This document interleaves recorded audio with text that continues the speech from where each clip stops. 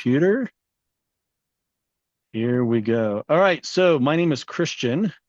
Last name is Peterson. I don't know if that matters. Christian Peterson. I currently am the clinical director and COO of the Medical Man Cave. Couple of kids. They're a boy and a girl. They're grown. We got a high schooler who got done playing football.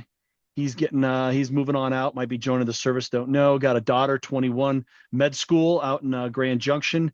A wonderful wife at home. She works in the IT sector. I've been in healthcare for over 20 years. I've been in medical sales for over 20 years. And, you know, a lot of my passions are helping men and doing a lot of coaching. I've been doing a lot of that the last 4 years for the Medical Man Cave. It's really spurned on my, I guess, want or need to kick something like this podcast off with Mr. Herzog here, who's on screen as well. So that's just a little quick rundown of me. I live here in Colorado. And Ryan, why don't you take it from there? Just give us a little quick on who you are. Sounds good. Nice to meet you, Christian. It's a You too, pleasure. Ryan. You too, Ryan. Great to see you too, by the way. I like that big cock over your shoulder.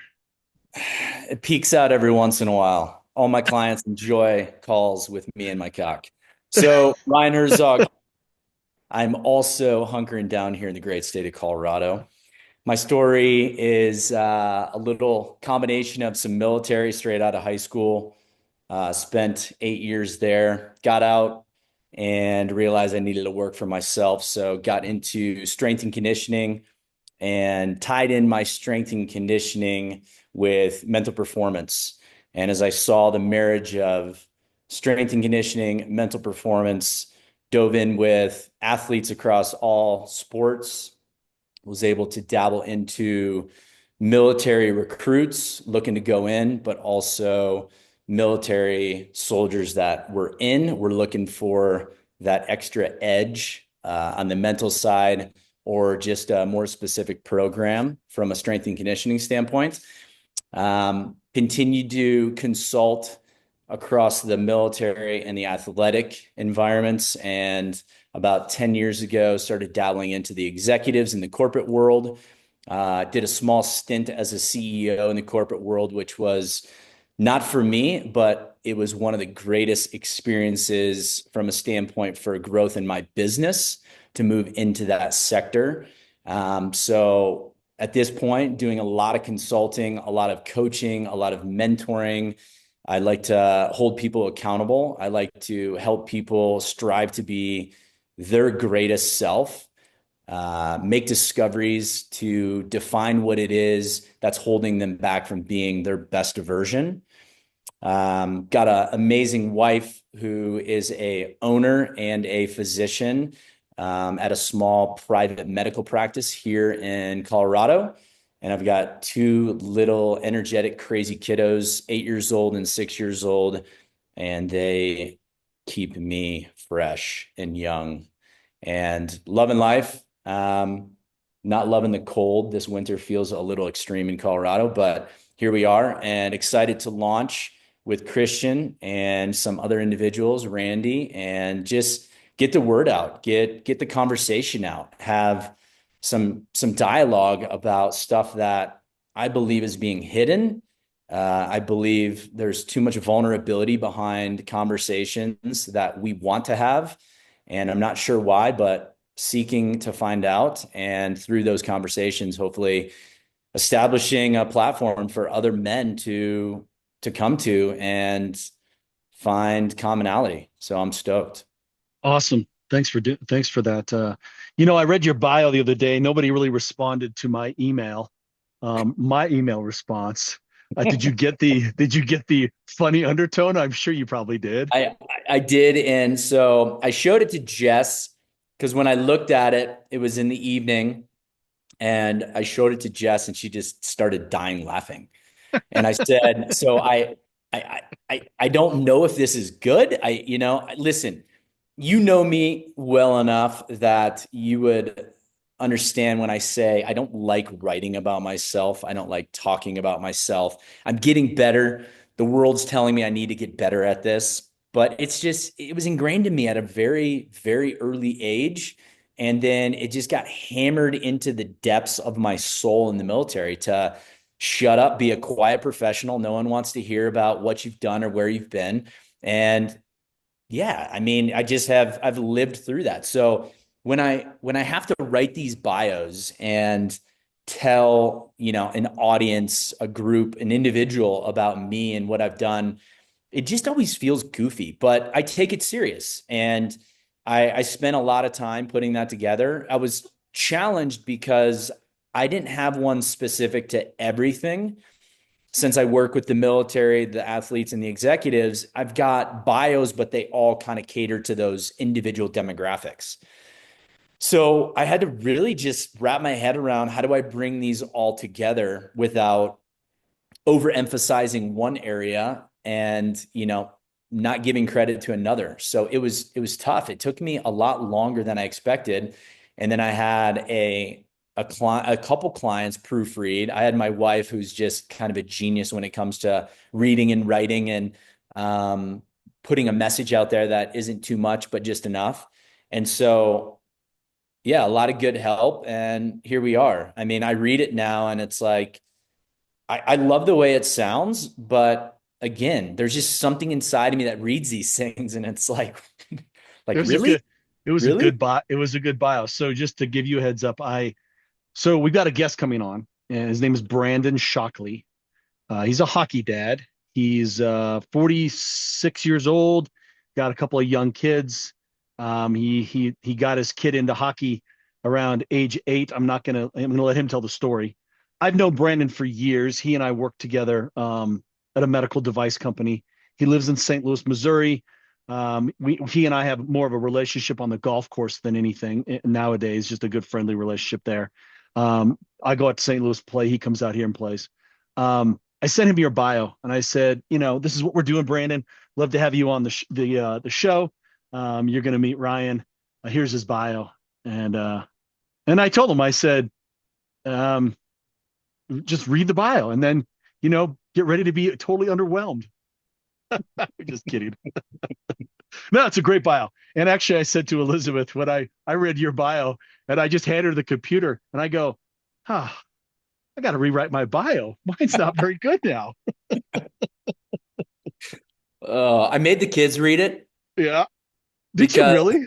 I totally did. Yeah. So I made the kids read it back to back, and the pronunciation was a little Hmm. struggle bus for them, but they got through it, and it was neat. It was a way for them to capture me in a form that they would never capture me. And I thought that that was an opportunity for them to know just a little bit more outside of dad's language that they hear on a everyday basis. So it was a fun activity. We'll leave That's it at good. that. But my favorite part was my daughter Alexander, she goes by Zara, Xara. I got to clarify that. So she was reading it, and the portion came to my military component, and it says, after honorably serving his country. And my daughter, without missing a beat, said, after horribly serving his country. And my son like attacked her, and she didn't care. She was on a mission to get this thing done because he had started, so he botched it. So it was just great. Like she just didn't miss a beat, ran right through it. And then at the end, my son finally said, "You said dad was horrible in the military." She's like, "No, I didn't." It was just me and Jess were dying. It was awesome. That's a So that's a gotta that's love a it. good story there. That's good stuff. Kids are After horribly hilarious. serving his country. Horribly serving. I'm gonna have to use that. Does it say that on my So DD 214? yeah, right. There's got to be a box somewhere for that. So Horribly Brandon discharged. Shockley, is it Shockley? Correct. Correct. Beautiful. And you said he was 46? 46 years old. He went to St. Louis University out of high school. He's a baseball player. I think he played second base for them. I think he did 4 years. He graduated. And let's see, I was working at AccuVein, and I was looking for a sales rep for the St. Louis, Missouri area. His resume came through. Have no, I don't even remember where I got his resume. Did a couple interviews with him. Um, Actually, I'll tell the story when he comes on. When he comes on, it's a really really good story on kind of how he got the job, and it's golf related, of course. That's because that's one of my passions. But yeah, he's got a couple of young kids. The 13-year-old now plays hockey, and he's got a daughter who's just a little bit behind the 13-year-old, and they're living out in St. Louis. And I think his wife is an educator. Um, if she's still doing that, I haven't really chatted with him about that for a while. He and I got together last September or October. He was out here for a hockey tournament, a traveling hockey team, and that's kind of the where this whole conversation evolved, or the reason for having him on. He and I and his son went up to a track up in Windsor. It's called Rain Dance, and okay, Brandon's jumping on. It's called Rain Dance, and we planned this out in advance, and he said, "Hey, we're coming in. We're going to be in here for this tournament." And well, actually, I don't want to spoil it. I'm going to let him. This is part of my intro when he comes on, so we'll just wait till he jumps on. Okay. I'm going to move something real quick. Yeah. I have to show you this though before I move it. This was our Herzog family plan. Jess and I spent 2 hours on it on Friday of last week, and then we had a 2-hour meeting with our kids. This is the stuff that matters to me, and I think some people think I'm crazy, especially parents. But Wait, can you bring it a little closer?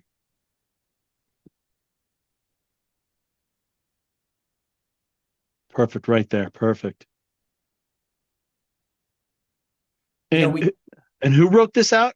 Jess wrote this? No, I wrote this out. So, this is a lot of the stuff that we talk about, and you and I have had many conversations about how we're running our family, right? I mean, Yeah, right. things that we're doing, our contributions as a family, the expectations as a family, the rewards, and then with the expectations come consequences. And it was a really impactful conversation. I'll send you a picture if you want to like read the whole thing.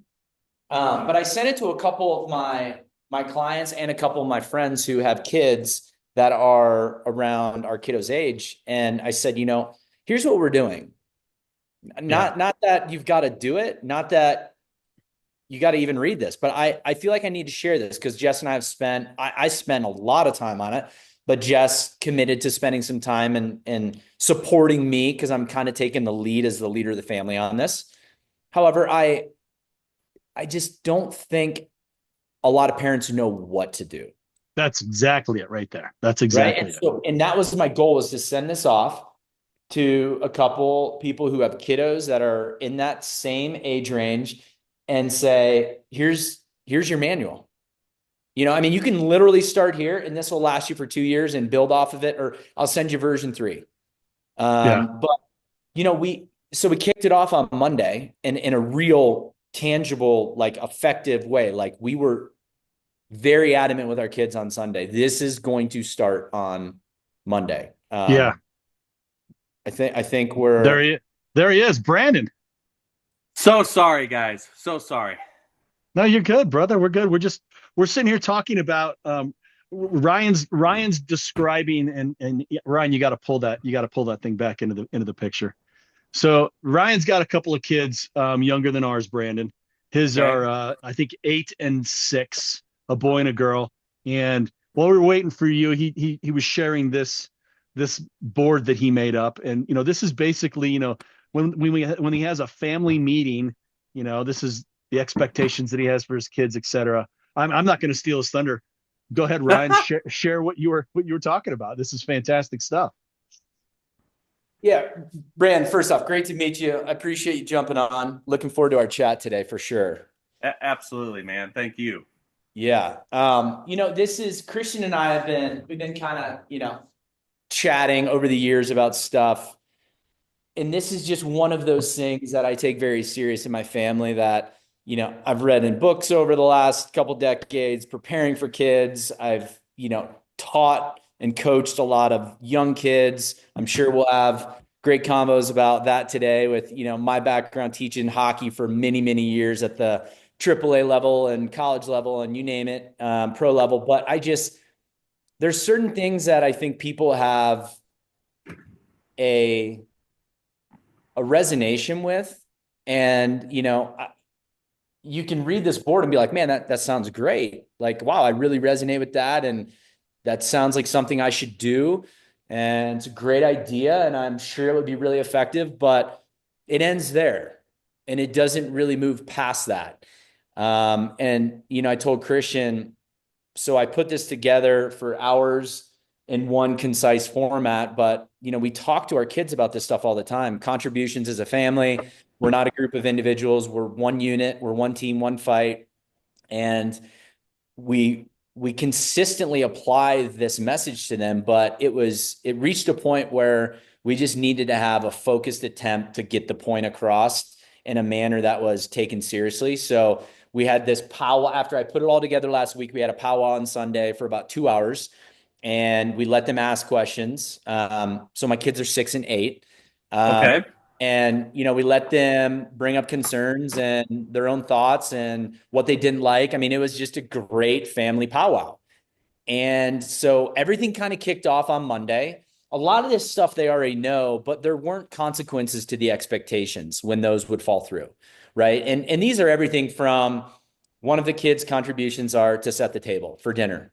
And it's not hard. They have the skill, they have the knowledge, but it's a will issue. Right. So they want to dick around in the other room, or they want to play in the basement, or they want to, whatever they want to do besides set up the table. And so it was always Jess and I, my wife, Jess, and I talking at them and requesting it to be done or repeating ourselves. And I just said, I'm done with this. I work with a lot of youth, and I see these 12 and 13-year-old kids that are not capable of what I want my kids to be able to do now. So then I can give them the next thing and the next thing. So anyway, it was a really good meeting. It started off pretty rough Monday morning. So already one of the consequences is make everyone's bed for a week. And they have 2 strikes. So they have to make beds for 2 weeks now. Another one that's my favorite, because this one, I would imagine you guys have never experienced this, but something that they're playing with or something that they have just finished messing around with, fondling, they just leave. And it could be in the middle of the kitchen table. It could be on the stairway. It could be in my bathroom. Like, it's just there. And I'm like, are you done with that? And they're like, yeah. It's like, well, what's it doing here? And so we're believers in everything is a home, right? I mean, organizational mindset. Like, don't clutter my house, because then that clutters my head. So anyway, yes, man. it didn't take long. Yes. So my daughter left something. And so the consequence of leaving something during the week, we allow little leniency on the weekend, but during the week, if you're done playing, it goes in its home, and she left it. So long story short, we take whatever that thing is away. And there's a 95% chance that my wife and I or grandma and grandpa have invested money in that thing. So we take it away, and then they have to pay us for that item. And maybe it's their school uniform. And so now we've got to go online and buy another school uniform. That's not coming out of my pocketbook. That's not coming out of my wallet, because I didn't leave that in the middle of the hallway. It's simple responsibility. So my daughter's struggling. This one's going to be hard for her. She's the type that just will pick up things, put them down all day, every day. So my wife thinks I'm being a little extreme, because now we're, setting the consequences in action. But I just think it's unacceptable, because if I don't do this now, what is it going to be at 10? And then again, if I don't do this now, what's not going to happen at 10 that should have happened that isn't going to happen at 12, and so on and so forth. And then at 18, I didn't do my job. So I think what you should do, Ryan, is confiscate them and just wrap them up and put them as a present under the tree for Christmas. And then they just get to reopen all their own new shit.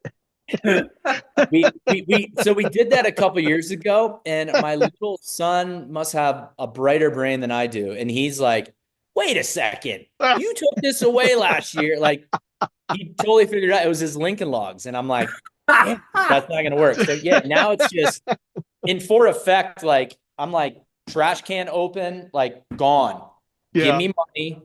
That's in the trash. You need to buy a new one, and I will order it, but you give me the money. That's hilarious.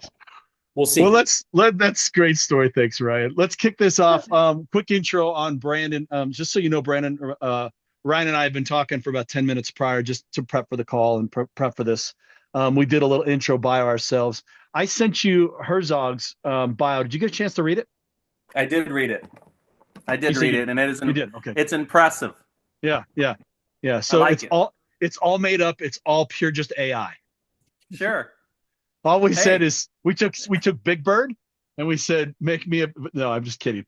Um, No. so just for the sake of what we're doing here, Brandon and I met each other. Do you recall? Was it 2010? So 2000, it would have been 2010. 2010 for sure. Yeah. Yeah. So 2010. I don't remember where I got your resume, but I got your resume. I was working for Accuvane. I was looking for a sales rep in St. Louis to sell our really unique, really cool medical device called the Accuvane. It's a vein finder, and did a couple interviews with Brandon, and took him around to the hospitals in the area. And I'm paraphrasing everything here quickly, but right from the get go, Brandon and I hit it off. I liked him. I think he liked me.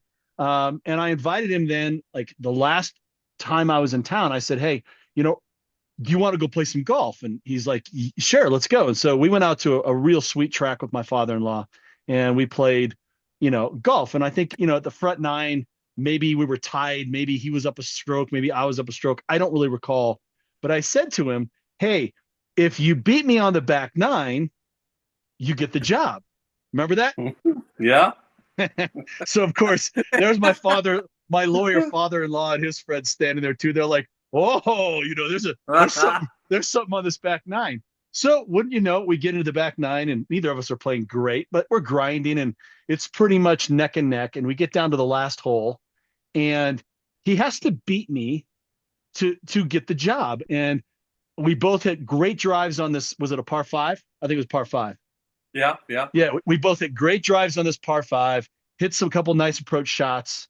I'm about 100 yards out, and there's a creek in front of the green, and I hit a wedge. I thought I hit it perfect, and I dump it into the creek. And Brandon's walking up onto the green, and he's already on the green. He probably, what did you have, like 40 feet for, a birdie and whatever? And so now I've got a choice. I either walk up 100 yards, drop the ball next to the creek, hit a little pitch shot over, and hopefully make my one putt for par.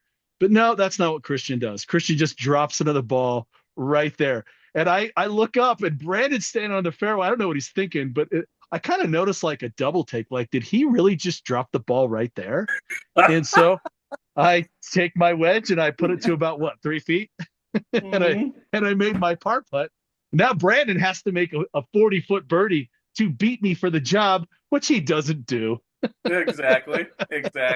Which he doesn't do. So of course, then it was like, well, you don't get the job, but long story short, yes, we ended up bringing him out to Denver and we ended up hiring him. And shoot, you worked at Accuvane for a long time, like what, 5-6 years? Yeah, 6 years, 6, 7, yeah, 6, 7, 2000. I think it was 2011, actually late 2010 through 17. Yeah. Yeah. So that's how Brandon and I got to know each other. So for the sake of the story here that we're going to kick off, or Brandon's going to kick off, he came out, we stay in touch annually and we try and play golf as often as possible. And he called me up and he says, hey, I'm coming out for a hockey tournament with my son. And but while we're out here, I don't want to play some golf. And so I made a tee time at a place called Rain Dance up in Windsor, Colorado. It's, for the record, it's the longest golf course in the United States if you play it from the back tees. It's a real bear. You'd love it, Ryan. You'd love it. And he was bringing his kid. And to be clear and honest, he said, well, hey, do you care if I bring my son Brady? And I said, yeah, I guess, it's like, I'm not looking to play golf with a 13-year-old, but I said to him, I was like, well, does he know how to play? So yeah, no, he can play. So I'm like, whatever. So we make our tee time. We go up there and we play. Brady can play. This kid's crushing the ball at the tee. He's hitting great approach shots. He's making putts. I'm like, okay, I shouldn't have worried about anything. This kid can play. But started talking to the kid himself and, how's middle school, or I guess he's going to high school, and how's hockey. And then, when I ask the how's hockey, I kind of get Brandon sitting there going, "Oh God," kind of rolling his eyes and stuff. So, with that being said, Brandon, if you'll just kind of take off where we were talking about, your take on how'd you get him into hockey, the why, what his responses have been, how you felt about it, how your wife's felt about it. If you want to talk about your financial investment, that'd be fantastic too. But, give us the emotion of the story and kind of walk us through it. Yeah. And guys, my only ask here is that you please cut me off. I want to try to stay in a nice pattern here, because this is a topic that can go so many levels, as you guys are already as you already know. But here we go, right? So as Christian was introducing me, I'm sitting here and I didn't Google, I searched on my phone hockey. Oh gosh, look at that. Up. Okay, so this is my son when we were probably introducing him to the ice, and this is December 7th of 15. And I think that's the earliest that this goes, but maybe give or take. So Brady was born, he's a 2011, 14, 15, 16. So yeah, 4.5, 5 years old, we introduced him to the ice. Now, how we introduced him to the ice, and this is kind of getting into how did we get into this hockey thing. And I think for this conversation, I'd love to keep it hockey, but please understand that this is probably any sport, but hockey in and of itself is a very bizarre, interesting hobby, if you will, that kids take up all over our country, all over the world. But we are not Canadians. But yet hockey has taken off in our country, especially in St. Louis. As you'll remember, the Blues won the Stanley Cup in 2019, and it exploded hockey here. Obviously, my son was born in 2011, like I said. He was born with a nasal dermoid cyst that was internal right here. The first night we had him in the hospital, he was wheezing, and babies wheeze anyway, but I'm sitting there and I'm leaning him back and I'm like, damn, what is that thing up in his nose? Is that a big booger? Long story short, you call the nurse. The nurse comes, takes him. They can't get the little bulb syringe. It's not doing anything. Clearly, this thing is not a booger. Then next thing you know, we have a pediatric neurosurgeon sitting in our room. We're being told, do not touch your kid. Everyone stay away from the kid. And I'm thinking, whoa, what's going on? Anyway, Dr. Leonard from Children's Hospital in St. Louis comes in and says, okay, what have they told you? I was like, man, they're saying this could be anything. They're scared to death of meningitis, blah, blah, blah. He goes, hey, listen, first of all, enjoy your baby. We will have to take care of this, but we are not taking care of it now. Enjoy your baby. So obviously that was he settled the room in a hurry. About a year and a half later, he did have to have a pretty major surgery. They cut him from ear to ear, folded his face down, went up through his nose, cut this thing, put probably some plastic type of stuff where the hole was, where his skull formed around this dermoid cyst looking thing. And off we're going. A year later, he has to have a follow-up with Dr. Leonard, do an MRI, another MRI, making sure everything's good. It's good. Well, there's an ice rink by Children's Hospital. It's called Steinberg's Ice Rink. And when we got the good news that, hey, everything looks good, I said, hey, Emily, that's my wife. I said, hey, let's go to Steinberg's and see if this kid will get on skates. So at that time, he's probably about 3.5, 4 years old. And we get him on skates and the grin from ear to ear, and he's holding on to the boards. And that was when we introduced him just to skating, right? And then you take that 2 years and you start doing ice skating lessons. And then now it's not learn to skate, it's learn to play. And what's the difference there? And so when you get introduced to hockey, it's literally you can either continue to do the learn to skate, or you can kind of learn to play.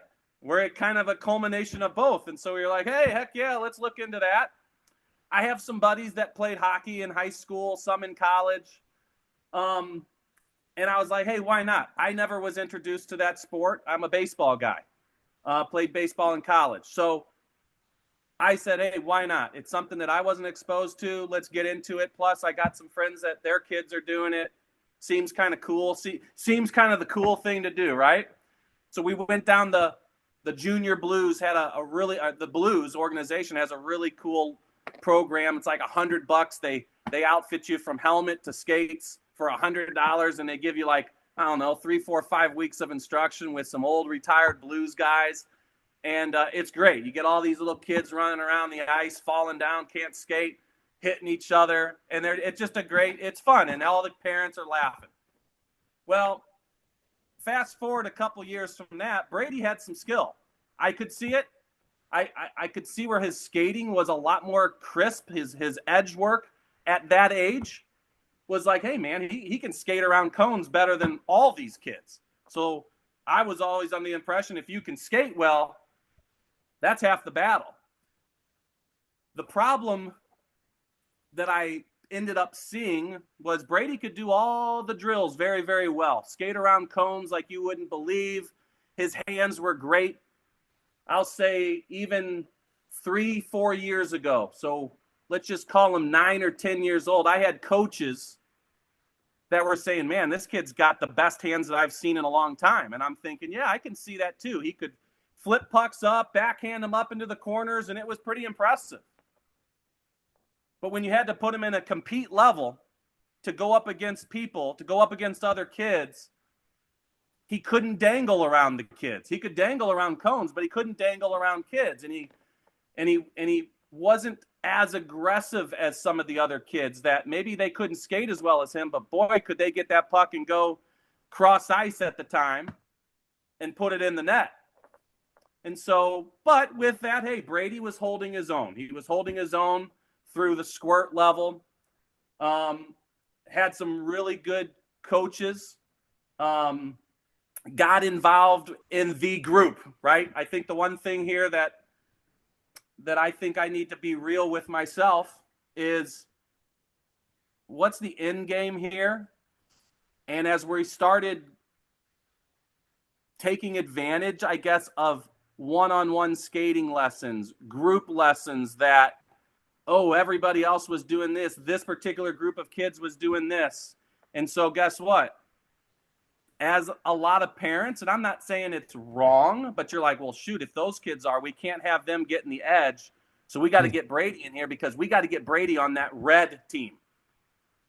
There's red, there's white, there's blue. We needed Brady on that red team because those are the best kids, right? Yeah, they are. And so you try and we advocated on behalf of him. We got involved with the right people that kids were on that team. And these are great people, great kids, good people that have what appears to be an inside track in this hockey community. Wait, are you saying you have to politic? Huh. I felt like I was literally an activist at times for my kid. And as sad as that is, that's just not hockey. I think that's youth sports in general in today's environment where these dads and these moms, and I don't think it doesn't matter. They all are politicking, getting to know who's who's the coach, who's got the most money. And because, man, they're doing everything. And how do you stay up with them? And why are they going to Canada and Russia and the Czech Republic at 10 to 11 years old playing hockey? And you're like, what? So, yes, I would say there's a fair amount of politicking going on in every youth organization all over this country. So let me ask this question. How did that, and Ryan will probably nail you with a follow-up here, but how did that impact Brady's attitude towards hockey when he was seeing those things? And was Brandon and Emily, were they following in suit or not following in suit? And how do you feel that impacted Brady? Like his mindset or his attitude? Well, listen, we And we both work. We both do okay. Our kids have never wanted or needed anything. I'm not saying we spoil our kids, but I would say we spoil our kids. But that also comes with they also understand, or I attempt to explain to them, hey man, not everyone gets to do this. This is an experience that not everyone will experience. Take advantage of it, please. It has given us an opportunity, Christian and Ryan, to travel to and we never did the out of the country. We never did that, but we've traveled everywhere in the United States to play hockey. And in the beginning stages of this, a couple seasons ago, it was great. We enjoyed it. But something changed. And I don't know if it was something changed in me. And I know I need to answer your question, because going back to, I don't think Brady thinks he's cool just to get on an airplane, check a hockey bag, check hockey sticks, because hockey sticks come out at a special thing in an airport. He gets to big time it by staying in hotels, getting up, have team meetings, go to the rink, work out for an hour before the game, hit the ice with all this music and shit going on, and it's game time. And Brady, that's important to Brady. Brady loves that. What kid wouldn't? I mean, I Right. didn't have that. I didn't have a walk-up song when I was 10 years old to go to the plate. What kid wouldn't like that? So, and that, in essence, when I got to experience hockey, it was that way when they were 6 or 7. The music's going. And it's like, holy shit, man. It feels like these kids are in the NHL. And I gravitated towards that because you could see the joy in the kids. But at a certain point, and I would say a couple years ago, is when it started getting, it's a highly competitive sport. And you can sit here and still compare your kid to another kid, which you're always told as a parent. You can't compare your kid to another kid. Everyone develops different. But yet when I'm seeing my kid, who I believe could skate really, really well, but not take that to a game situation, it was frustrating. And because of that is where I think Brady and I started doing this, because I knew there was more in that. And guys, out full transparency here, we can sit here and blame a lot of things, but I got to point the finger back at myself to a point, because I was pushing him and advocating for him and getting him the opportunity to make this team. But yet, looking back, was Brady ready for that? And so that is where I think we are at this crossroads. He's going to be 14 this summer.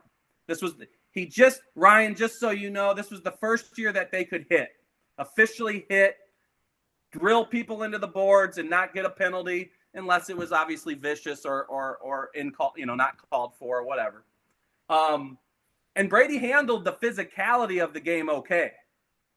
But where Brady and a lot of the kids, where the separation is at this time, is speed and size. My son doesn't have either of those, and for that reason, I am really looking to call a timeout and really evaluate and reevaluate what we're doing as a family.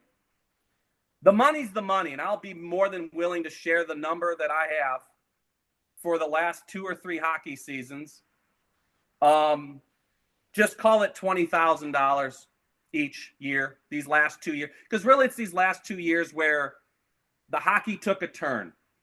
We AAA last year, got cut, AA this year, and unfortunately didn't take that as a wake-up call and say, hey, buddy, that's okay. I think this is I told him this is a good thing for you. You have to go in and use that as fuel at the AA level. And let's go see if you can be a top-line guy at this level, and you can work your way back up. And, guys, the reality is, in my opinion, and I'm not being hard on, oh, man, you shouldn't be that hard on your own kid. if he's not dominating at the AA level, top line guy, scoring, making assists, I believe Brady is a great teammate. He's a great teammate. But when you talk about the money and the time and what it's done to our family, fights and arguments, and how can I do this? I have a job, and I got to get there by a Thursday night and fly into this place or drive to this place and spend $1,500 in just 2 to 3 days just to play a hockey game? Really? And maybe it's not the money. I mean, I think the money is absurd. But if you couldn't do it, you wouldn't do it. And there's all kinds of other things and leagues and places where you can get money for these people. So but here, let me end where we're at. I have made it very clear to Brady, we will not be playing hockey next year, my friend. Oh, wow. Yes. Okay. You were kind of talking about that a little bit when I saw you, in October. I have been talking to him in car rides to practices because, Ryan, it's 3, 4, 5 times a night, 2 hours, an hour of off ice, an hour of ice. We've gone through, I think, 2 or 3 coaches this year, which really is unfortunate for these kids. That was not good. Put that aside, I still have to look at my son, and I told him, Brady, I think we need to put pause on this thing. We're not ready for AAA. You didn't do enough in my eyes where you can go out and truly compete for a AAA spot like you did the year before. AA, I'm not seeing it. If you want to play hockey next year, go play. He's going to be in 8th grade. He'll have an opportunity here in St. Louis. You can play on the B team for the high school, even though he's not in high school. And I said, maybe we go back and we play through the city hockey, which is A1, which is still decent. It's not going to be the hockey that he's used to, but I think we would get our life back together, and I think I would get a relationship with my son back. And look, I'll point the finger on myself that I probably crushed my kid's confidence at times, but I know what it takes, and I know what he was willing and was not willing to do, and that's what pissed me off.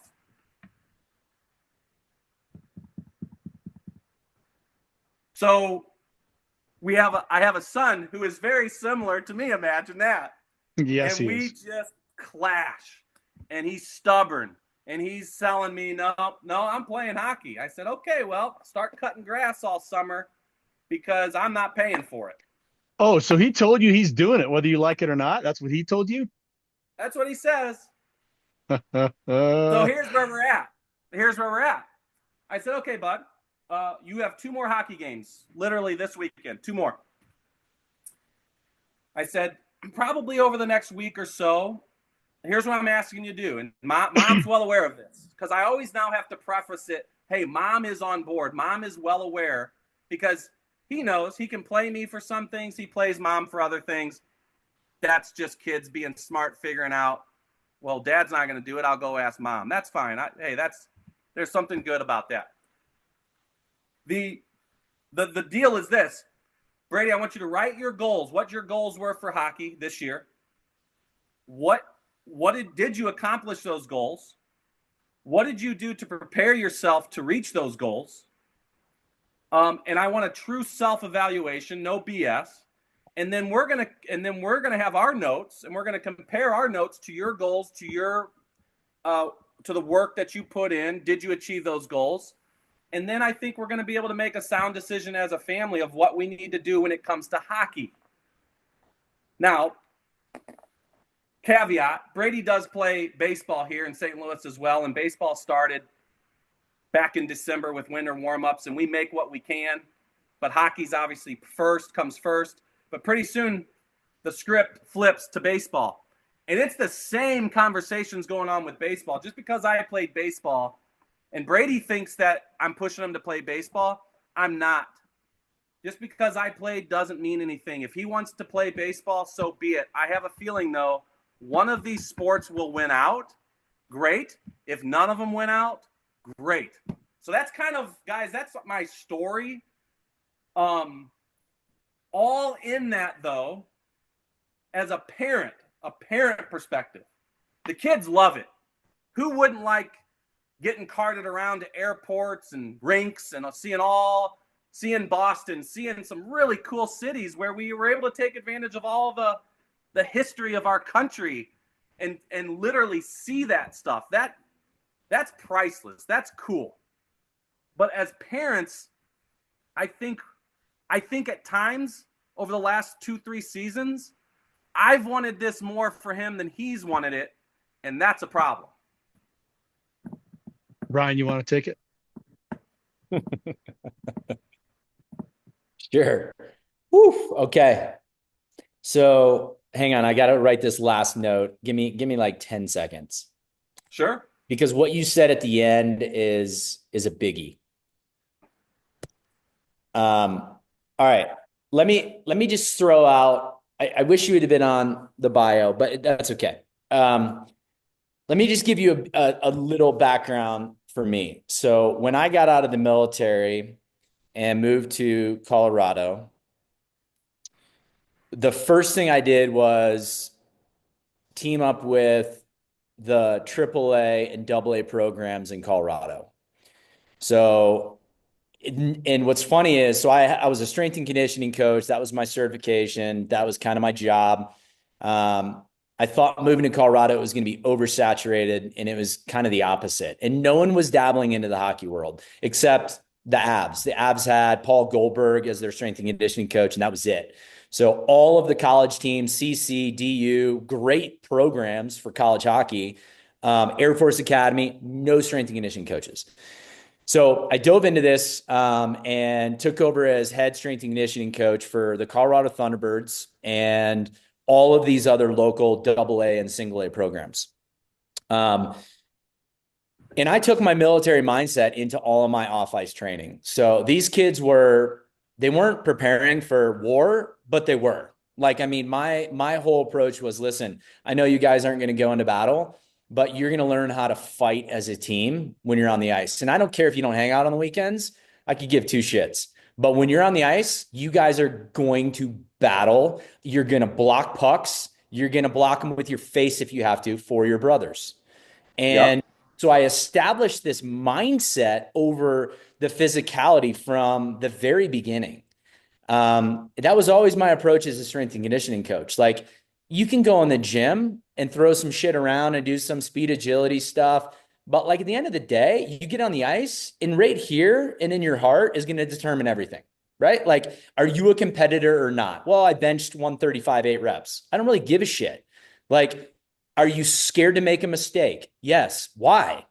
Well, I don't know. Okay. Well, if we don't figure that out, you're not going anywhere, right? Like, you're just going to be on the ice making mistakes because that's your focus. But anyway, so I pushed this mentality. Well, in 2009-10, we went to St. Louis, Missouri, and we won the national championship. It's the only Colorado national championship at the AAA level with my U16 team. Wow. And it was one of those moments where I got to see what really mattered in a team environment of youth sports, because their skill was good, don't get me wrong, but I'm telling you, it was not the skill that won that national championship. And I mean, I can have 4 or 5 of the coaches from the program. We had Adam Foote, Joe Sakic. We had a bunch of NHL guys in the program. They will tell you that the mental piece of it was everything. Okay. So I kept pushing this.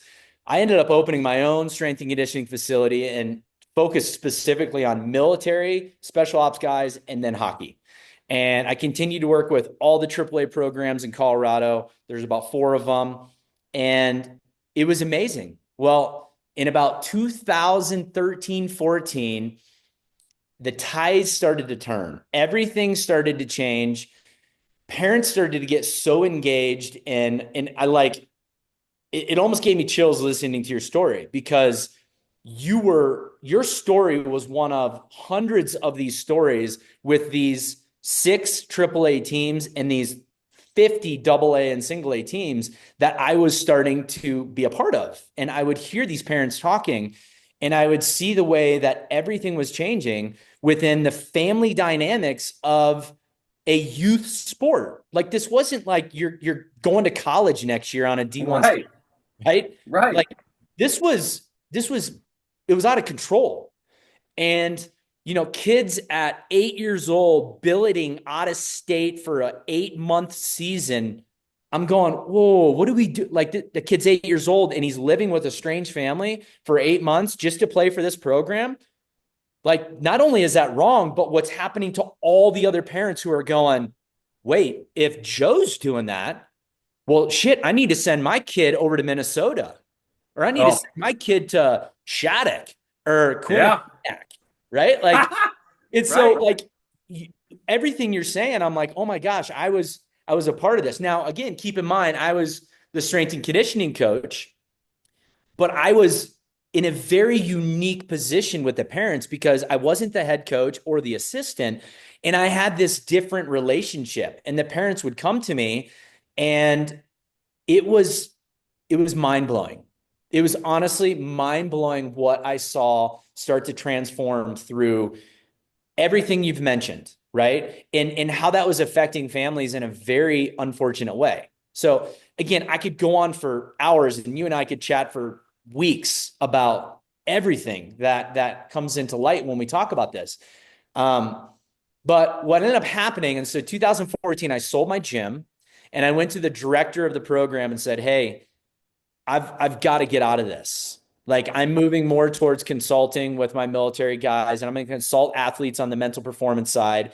I can't deal with all of this stuff that shouldn't be a part of youth sports because I don't agree with it. And if I don't agree with it, I'm not going to bring my best service to the table.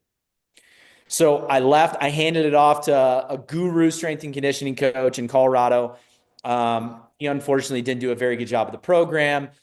But what's so fascinating to me is when I hear you talk, I got to spend a lot of unique hours with the kids. I would spend time with them off ice during the season. And again, we had 2 to 3 days off ice, usually 60, sometimes 90-minute sessions, where I was just with that one team of 20 kids. Sometimes we'd have 2 teams together, 2 Bantam teams or 2 midget minor teams.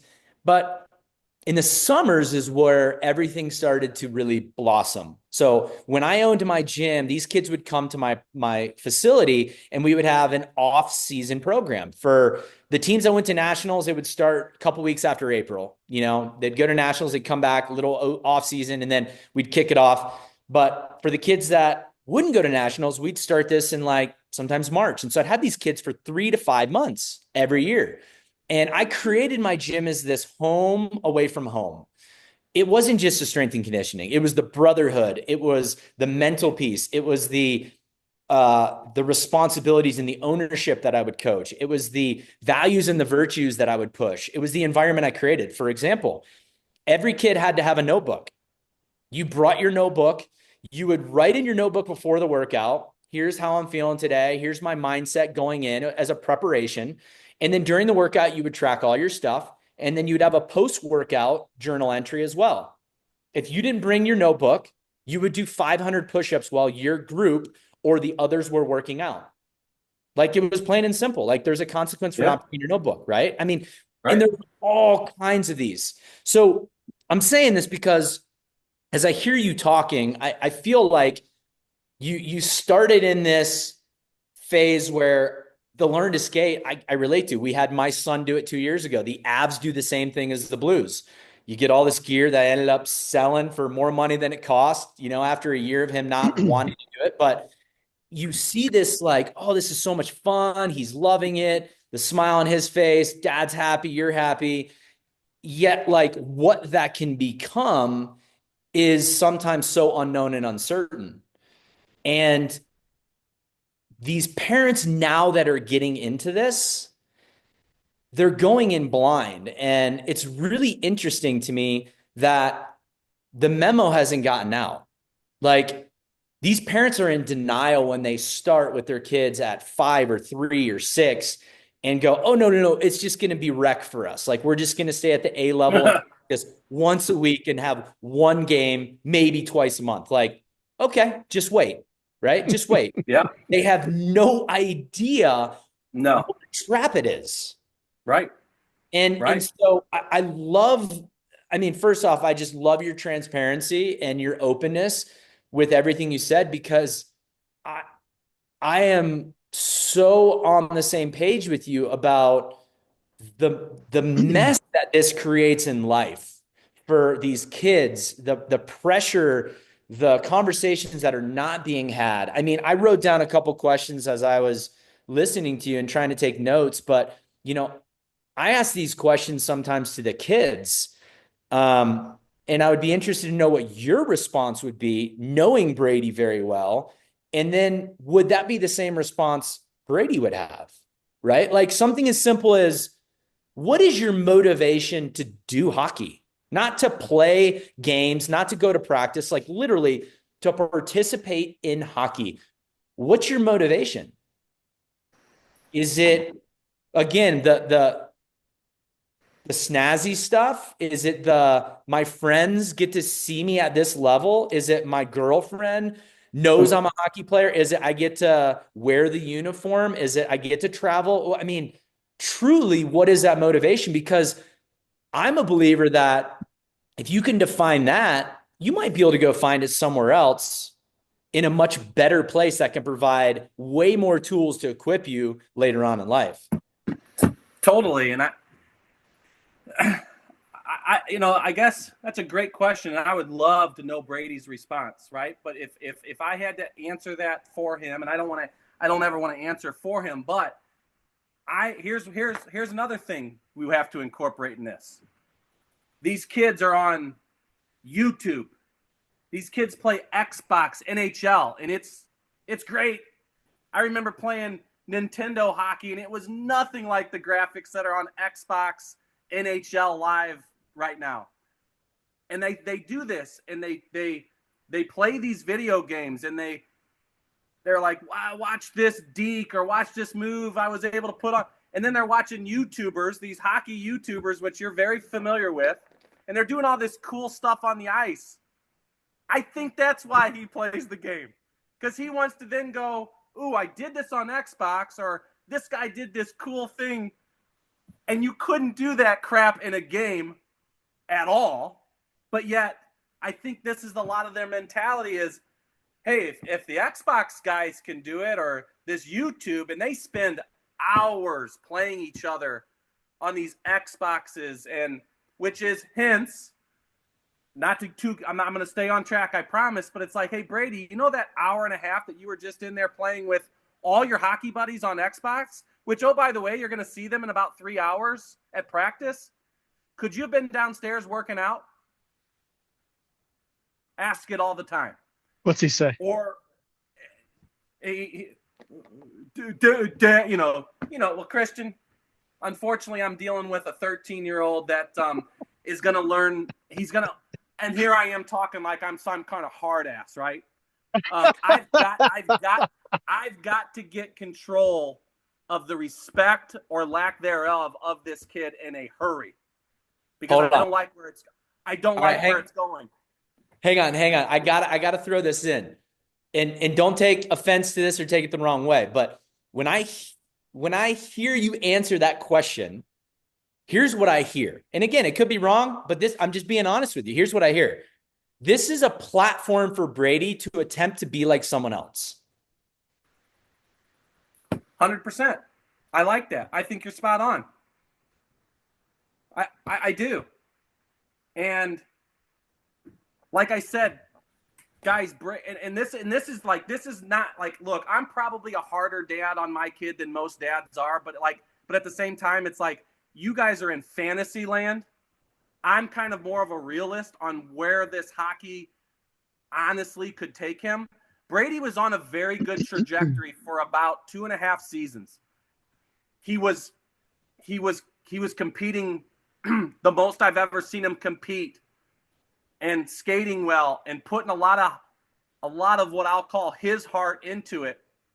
And then something happened, and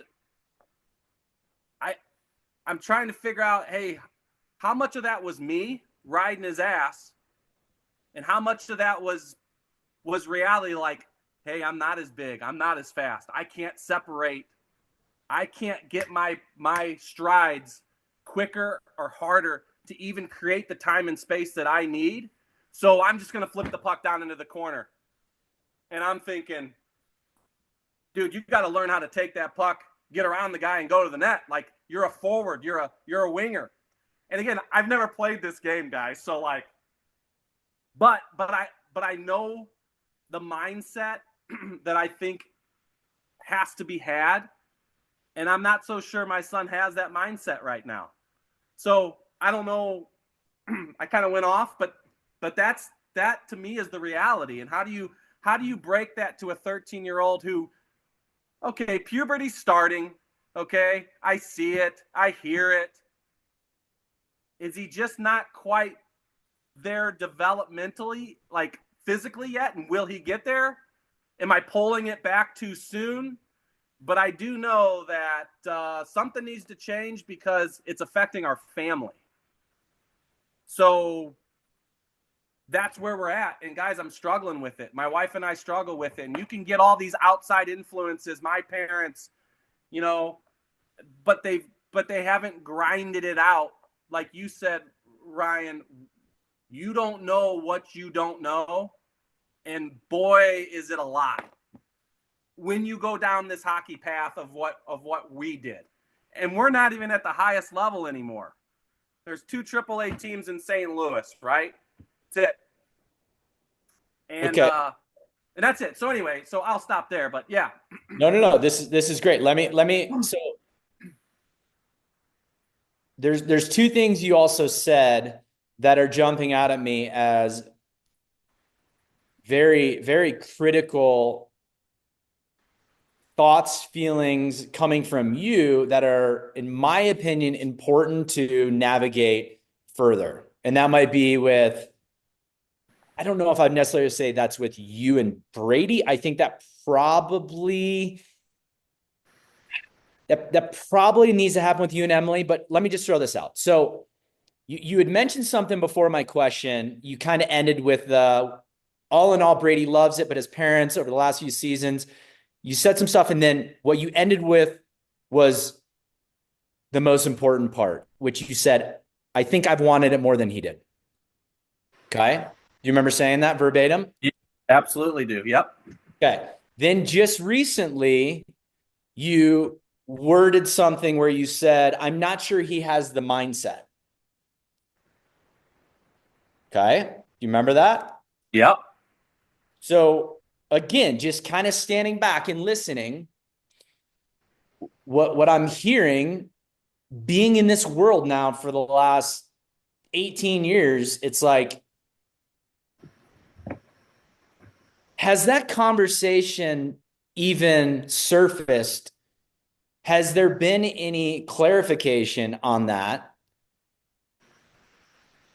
And furthermore, if your mind is, I'm not sure he has the right mindset, whether that's to make AAA next year, to take this to the next level, to be more of a competitor, I would challenge you to say, are you trying to dictate what his mindset is, or are you upset that his mindset isn't what you think it should be? I think I can absolutely answer that. I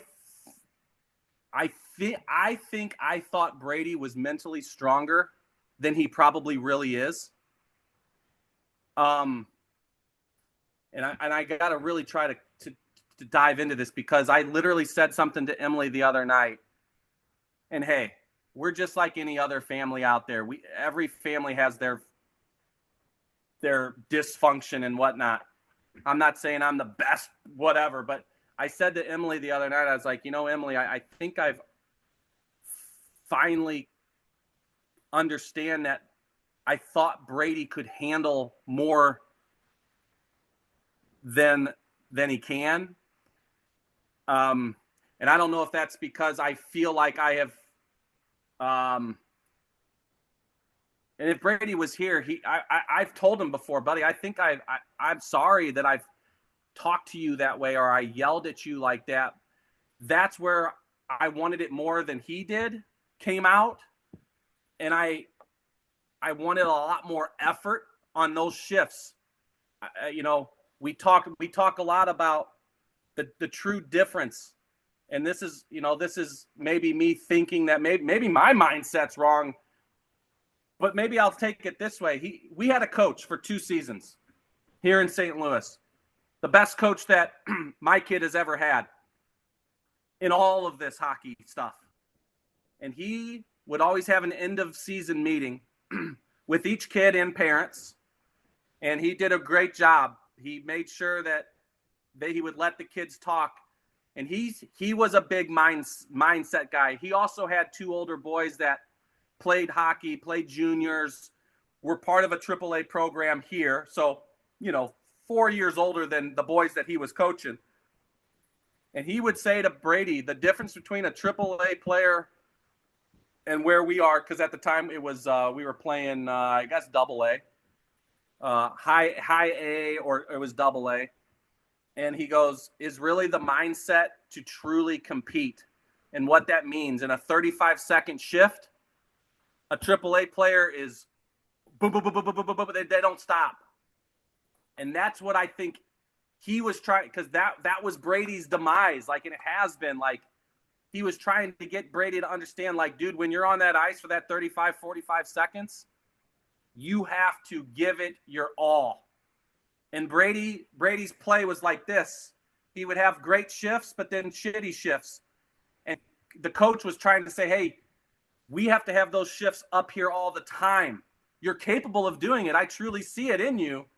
But we've yet to get Brady there. And I believe I've knocked his confidence down with some of the unbelievable stuff that I've said to him, Ryan. I'm not going to sit here and say, that I don't have an effect on his playability at times. But I will tell you, this year I completely stepped back and was just really trying to observe. And I got much of the same. So I think that's the only way that I can answer that. But I will say I don't think Brady's mindset is as strong or truly understands maybe what I'm saying. And for that reason, we just are disconnecting like crazy. Well, how important is it to you that he plays hockey? What if he just says, you know what, he's 13, so he's not going to say, hey, Dad, I hear what you're saying, and you know what, I'm just going to keep trying. I mean, the kid's 13. How important is it if you just keep taking him to play hockey, he plays hockey. Just right. Good job.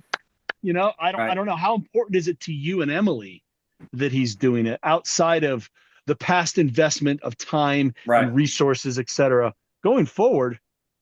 How important is it? And I asked that question from the standpoint of, like, I'll use Owen, which you met Owen, right? Yeah. So how big that kid is. Everybody who sees him says to me, oh my God, he should be playing D1 football. And and it's just me though, but I took the steps of when he got into high school, and it wasn't until high school because I didn't care when he was in middle school, but football was his thing. And I'm going to go to all the games, and I'm going to be happy, and I'm going to sit there and deal with your mom, being all nervous and freaking out and everything. And when you have a great game, it's going to be great. And when you have a bad game, you'll tell me you had a bad game. I'm not going to say anything. It was so hard for me to do that. But I got, after about a freshman year, I found so much more joy in watching him play football at his level. Now, does he have all the skills? Nope, he sure does not. He doesn't have the footwork. He doesn't hit the gym. He's very athletic. And could he develop that? Yes, but he's choosing not to. And I personally don't give a flying fuck. I just don't care. And he's graduating, right? He's done with football. Yeah. I mean, the pads are down here in the basement, right? The cleats are still sitting there, And his mom every freaking night is like, Owen, there's still opportunity. You could still maybe go to like Mesa, or you could maybe, and then I have to kind of pull her aside, and I have to say, Elizabeth, stop. Just stop. It's not what he wants. So I guess my question is, what does Brady want? And if Brady says, I want to be a hockey player, then maybe maybe your response, I don't know, is good.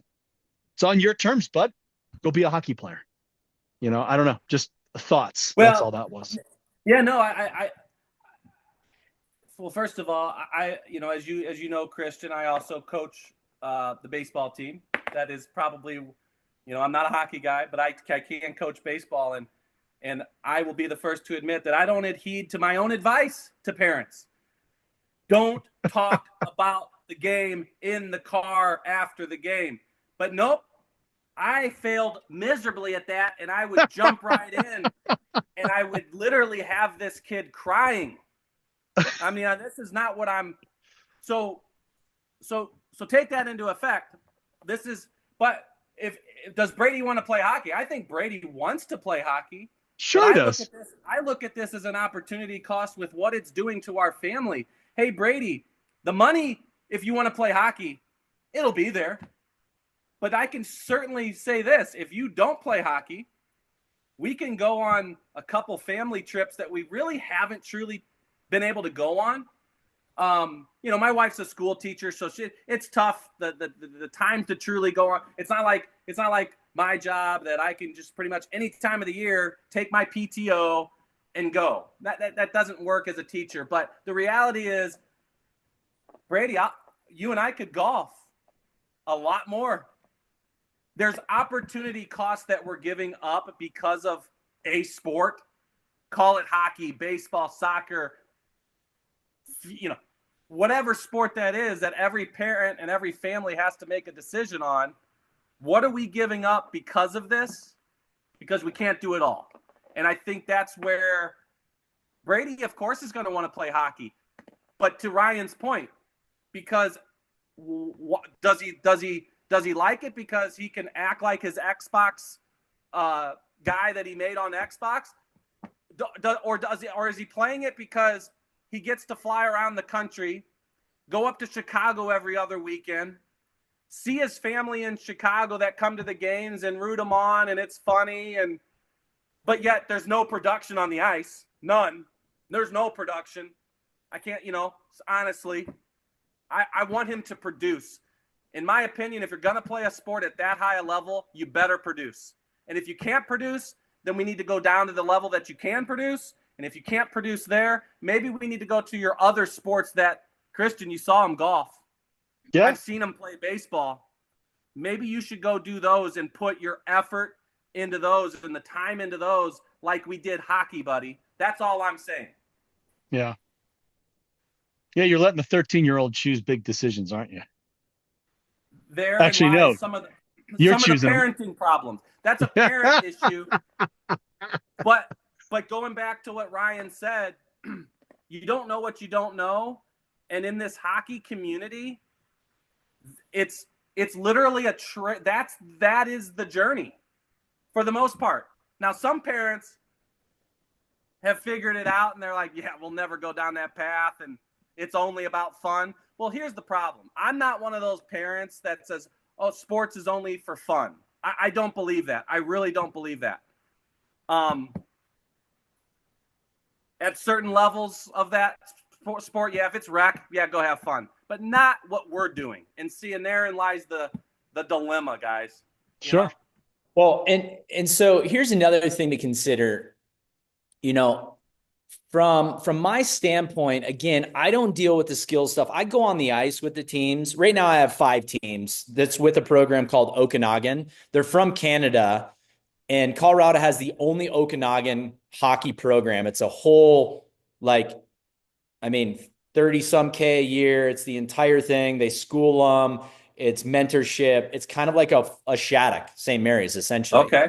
But Okanagan started in Canada, and I think there's one in Europe, and there may be one in Australia. But anyway, so when I work with these kids, what I love is, going back to my question about motivation, is I get to figure out where they're really motivated, because every kid who plays hockey, at least at the AA, but certainly at the AAA level, they love to play hockey, right?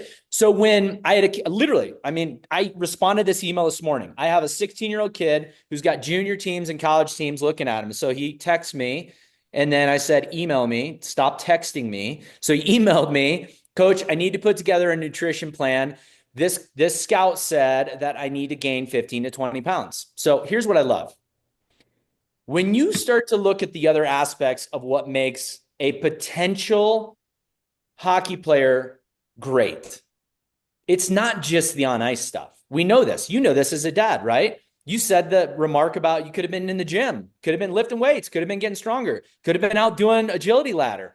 You could be cleaning up your freaking eating. Like there's a lot of things that go into it. I call them the puzzle pieces. So when I have a kid who I get the opportunity to discover how motivated they are to do the other puzzle pieces, I learn everything I need to know. Right. I mean, literally. So right. It's a really interesting piece of the whole equation because I go, all right, here's the nutrition plan. Now you have the knowledge, you have the skill to eat this. It's going to suck to scarf down 2 extra protein shakes. And then, oh, by the way, drink a whey gainer before you go to bed. And then a bunch of cottage cheese. Like it's not going to be fun, but you can do it. So now it's just a will issue. If you don't do it, you're not motivated. And when I ask the question, who wants to play in the NHL? Every one of my teams, right up, right? Like that. And I'm like, okay, well, but are you doing the work? Well, I'm skating hard at practice. Yeah, that's not my question. Are you doing all the other things that will take you to that next level? Because every other kid at that level is skating hard in practice. Some kids a little more than others, but like that's the sport. That's the skill piece. I'm talking about what are you choosing to eat? How are you feeding your body? That's ultimately going to perform on the ice. What are you doing with your mindset? Are you working on mind training? And so again, I love this because to me, it's what that coach said. And this is my question. I'm glad you said that. My question is Brady playing as a competitor or a participant?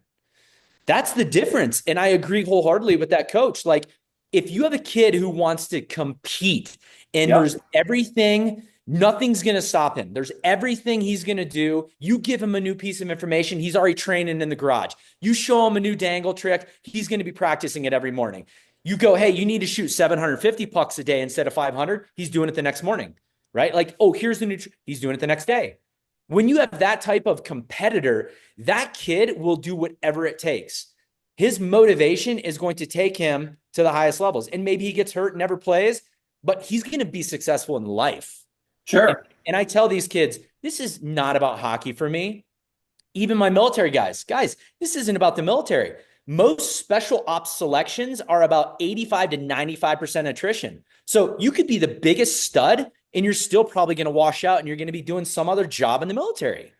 It's just the way it is. So like, this is life stuff. This is not about right now. And when I heard you say that you thought Brady was more mentally stronger and you had the chat with your wife, like I thought he could handle more, I would encourage you to think outside of the hockey realm because there's a lot of other life that Brady may have more mental resiliency for. Hockey just might not be his sweet spot, right? And that's okay. Right.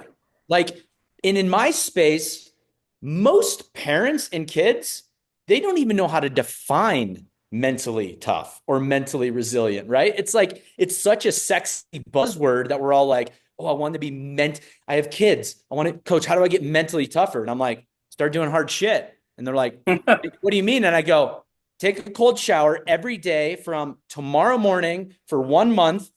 Don't miss one. 5 minutes as cold as a shower will go. And in 30 days, tell me if you did it. Like, you want to get mentally tougher? I guarantee you, you take cold showers for 30 days, you're going to feel a little bit mentally tougher at the end of that because you're staring at the shower every morning going, oh, this is going to suck. I don't know if I can do this. And you either quit and learn about yourself or you succeed and become mentally a little bit tougher. But these kids don't have opportunities to do hard shit. They're not facing adversity like we did 15, 20 years ago. Right. Sure. And that's a whole different convo, but like, right.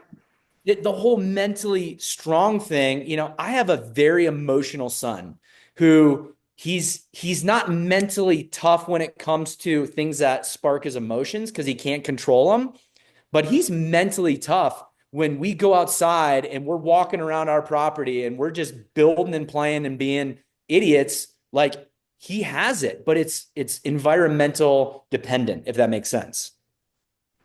Yeah, little bit. Yeah, I mean, and I think, I mean, look, I don't want this thing to turn out like, gosh, I mean, my son has so many good things, right? So many good things, and I take this too as like, you mentioned kind of like that hockey school environment, right? There's two really good ones here in St. Louis, but here's what I'll have to say to that, because a lot of these kids that he's played with over the last, they all were already enrolled in these. Like, we have TPH here in St. Louis. TPH is all over the country though, but Yep. TPH St. Louis, right? And it's a lot of these kids were already doing it, but now more and more kids every year, as they, they're staying at this level and they're continuing to get better. But even that, Ryan, I'll say, hey, that's just because you have the money to do it, and now you're putting your son into an environment where it's going to be forced upon them to get the extra reps in, because it's a hockey school. Yep. You know what I'm saying? Yeah. It's the kids, in my opinion, that don't even go to those places and can still do the stuff at home, out in the driveway, down in the basement. And yes, these hockey schools are great. Don't get me wrong. It's another trajectory that you can plug your kid into. If they've got a lot of that stuff that we've already talked about today, why not? Yep. Perfect. Yep. I just got to mention this, because I've mentioned this to Brady, because sometimes I think, okay, I'm a visual learner. I've got to, hey, show me that on a screen or show it to me, and then I'm going to go do it. So I was looking, so we just the holiday times, and I've got a sister who lives in Chicago. They have 3 girls. Big time soccer family in Chicago, right? The oldest daughter is now a sophomore at the University of Florida, big time SEC women's soccer. She got a scholarship. Then they've got a middle one. Then they've got one that's kind of Brady's age. And we were just on a vacation as an entire family, Big Cedar Lodge in Missouri. Fantastic place. And I said to Brady the other day, as I continue to try to drill into him what kinds of things I'm looking for outside of scheduled practices and games, of what you have to do. I said, hey, what did Addison, Emma, and Scarlett do every day while we were on vacation? What did they do? They went to the gym. I go, you think there's a reason why they're getting recruited for big time soccer in our country? All 3 of those girls? You think there's a correlation between that commitment? And Brady's like, well, whatever, Dad, or whatever he says. And that's a nice version of sometimes what he says back to me. But hey, it is what it is. That's on me. But yeah, man, like, that's therein lies the difference. And so, these kids that have that attitude, have that mentality, in the baseball program that I'm with, AAIT, attitude, approach, intensity, toughness. And there is a definition for all 4 of those, AAIT. And every practice, what's the first one? And there's 30 kids. They say attitude. Great. What does it mean? Boom, you answer. These kids can rattle it off. It's awesome. I wish I could take that baseball, and that's baseball. That's not even like the physicality of the sport. It's all competitive. It's super competitive. But it's like, man, I know my son understands what this stuff means. How can he apply it if he's truly going to want to play hockey? So, man, I don't know. I don't know where else we can go with this, except this is a problem in youth sports from a parent perspective. The kids, all you got to do is drop them off. The parents have the hardest time with it, I think. But are we doing the right things for our kids, and what are we giving up? And I'm at this point because I feel like there are times when my marriage has not been great because of hockey. And I cannot let that happen. That's stupid. So again, that's taking it real personal, and maybe not everyone would say that, but the reality is, I bet you there's a lot of them out there. I agree. Oh, yeah. Oh, yeah. And again, Brandon, I fear that families just aren't having conversations and communicating about what this is and what it's doing. I mean, when my son was 6 and he did the learn to skate, or 5, whatever he was, after those 4 sessions, I just said, "Hey, what'd you think?"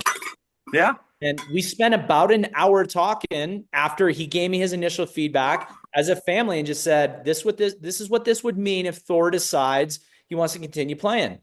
We got to drive down to Monument a couple days a week. We're going to be there on the weekends. We don't get to go camping. We don't get to do grandma and grandpa trips.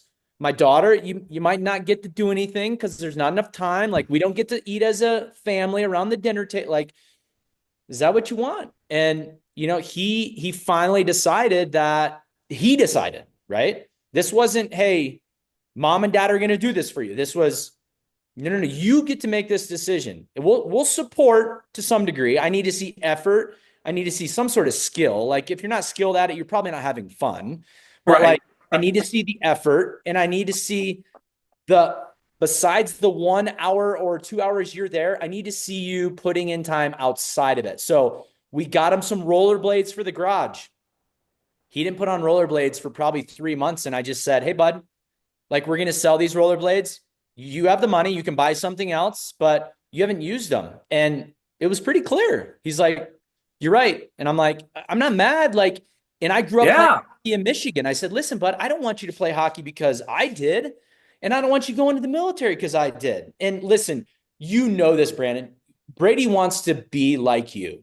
Like, every son growing up wants to be like dad. Right. And he may not send that message to you, but that's the way it is. Every little boy, probably up into teenage years, wants to be dad. They look up to you. They want to earn your respect. They want you. Like, this is not just my philosophy. This is just the way it is. And so I think having those real conversations where, when you said, "Yeah, Brady's like, no, I'm playing next year." It's like, okay, well, that's great. Like, me and your mother don't really think that's the case, but let's sit down and have a good convo and let's figure out, Brady, why do you love the sport? Why do you want to spend the time? Why should mom and dad invest all of this? What about the sport? I use builders and breakers. What about the sport builds your confidence? What about the sport breaks your confidence? And get this stuff out as a family, and you may help him realize through his own thought process and his own contribution to that conversation that maybe it's time to move on. Yeah. And there's nothing wrong with that. There's nothing, but like, I fear there's not these conversations. And I know there's not, because I will ask parents when kids are in similar situations. A kid gets cut from the AAA team and they come to me. "Well, can he work out with you 4 days a week next summer?" Why? Like, he can. Like, I would love to take your money, but why? I know your son, and your son doesn't want to play AAA. Well, yes, he does. Have you asked him? I know he. No. Have you asked him if this is what he wants to do? Mm-hmm. And it's like, wait, this is not that difficult. This is communication 101, right? Right. So, I would love for you guys to have a family powwow. Like, it should happen. You guys should, because Ryan, I need to get a big whiteboard like you have behind you, and we're gonna have our I told him last night. He's known about this. I've been setting it up over the last month because I know our season basically ending this weekend. And I said, "Just so you know, buddy, mom and me, we're going to sit down. We're going to talk about all the what ifs for next season. And we're truly going to look at it, buddy, because right now I'm not so sure this is the right thing for you or our family. And I know that's hard for you to understand, buddy, what that means maybe right now, because you just kind of do what we tell you to, and you get in the car and you go, and our schedule's packed.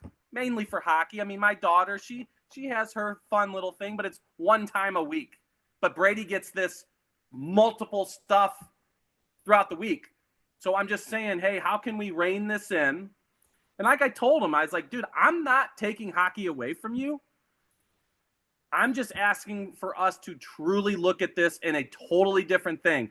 I think we ran this thing hard. I think you did put a lot of good effort in. But I think we're at a point where, buddy, we may have gotten as high as we can get, and that's okay. I'm not mad at you.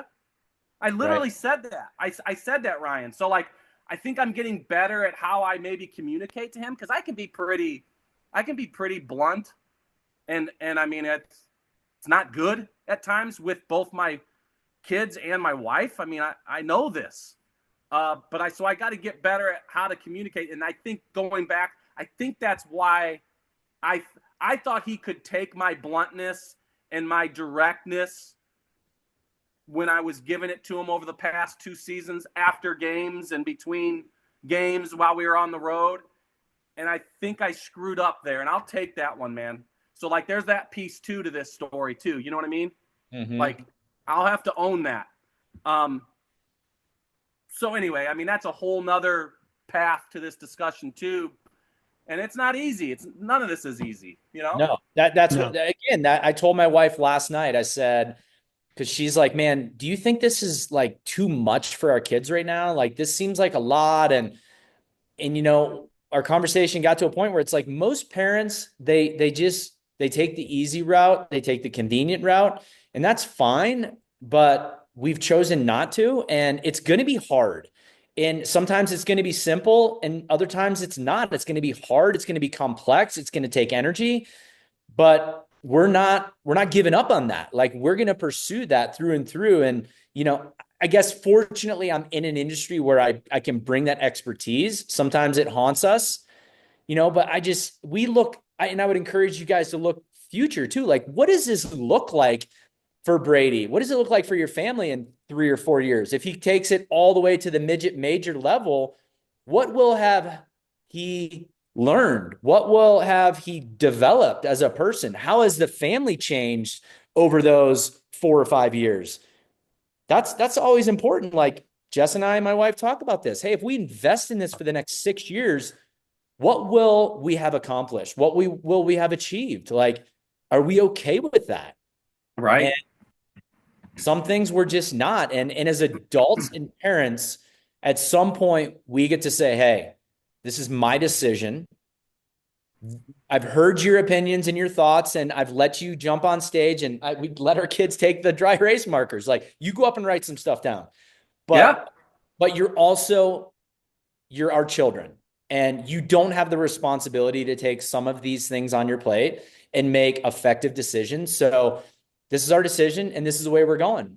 And you're not going to like it, but we're doing it. And man, the cell phone thing, giving kids at an early age, like this, that just baffles my mind. How parents are like, well, I already gave it to them. And well, there's no way I could take it away. They're going to hate me. Okay, so do it tonight.